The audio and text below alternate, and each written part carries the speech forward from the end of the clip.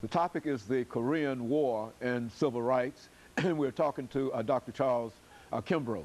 Dr. Kimbrough, let's move you into your collegiate education. As a matter of fact, I think that you've already indicated that there was never a real tradition among your family, being a rural family, to think in terms of education, especially higher education. How did you become involved in higher education? Well, after finishing grade school, I wanted to go to high school and told Papa that I did. And he reminded me that somebody had to stay there to help on the farm. And of course my two older brothers had left. And I looked around for somebody and I only saw myself. And though I stayed on the farm 2 additional years after finishing grade school prior to starting the high school. And speaking of the Army, I went to be drafted, and of course because of a childhood accident, I was not accepted, and so I was 18 at that point. So a bus started coming within a mile of our house, and for colored people, or white people apparently, I thought it was a pretty good thing at that point to that colored people should have an opportunity to go to high school 10 miles away. So I got on the school bus at that point and started the high school. And went for 2 years, good student, taking in consideration sometime I was out of school 2 or 3 days a week instead and in school 2 or 3 days. I kept up. In fact, there were people who would say, "Oh, cuz you made the honor roll. You're on the you're doing all right." And after 2 years, of course, I'm almost 20 years of age. And even though I had been rejected when I first was drafted, then I said, well, you know, if I can no longer play football, Tennessee has its tradition of you're out of the game, you get after your 19th birthday. So I said, maybe I'm going to volunteer for the Army. And went to the Army, volunteered, made a good score as I understood, because there was no great demand for soldiers in 1947, war having been completed in 1945.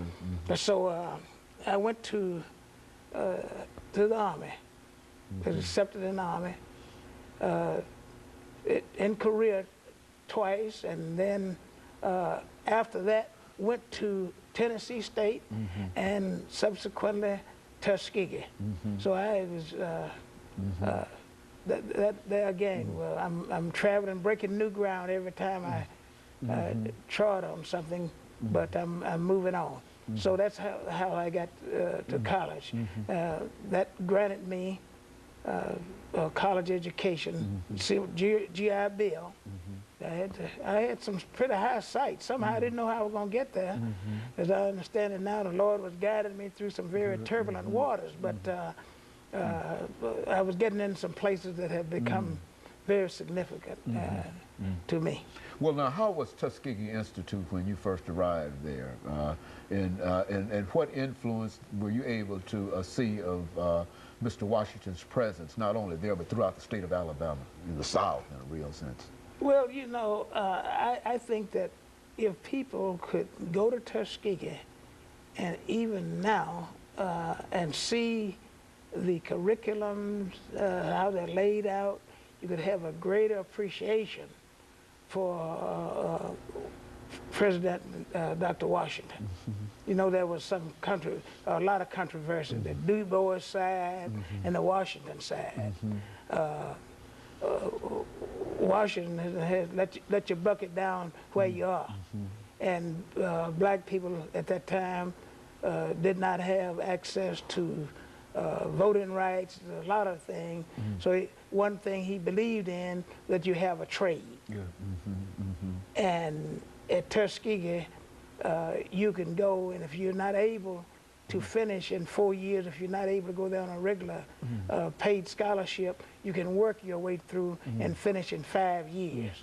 So that's a Washington flavor right there.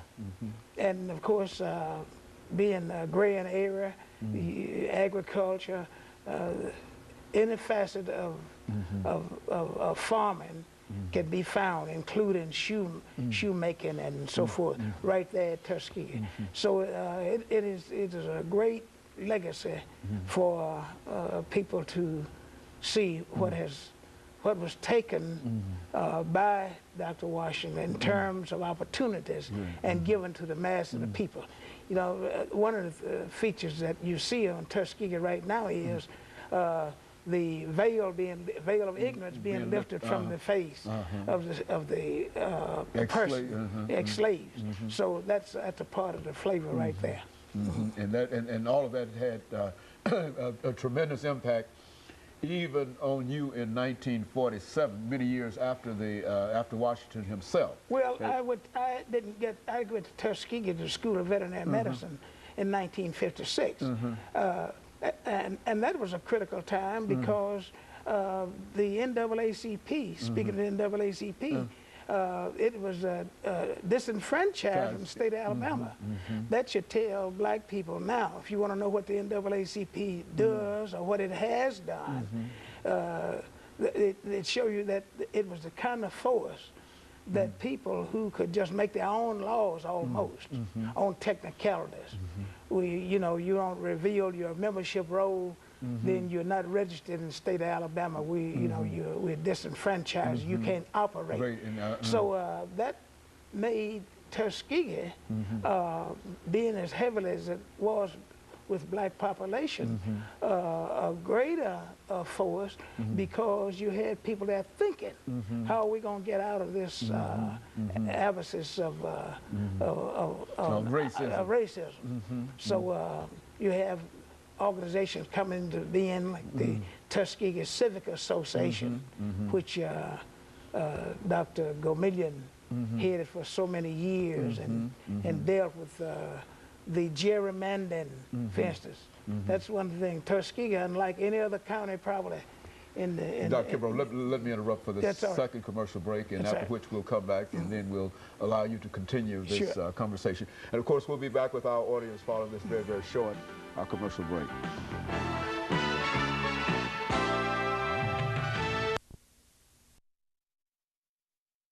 The guest is Dr. Charles Kimbrough.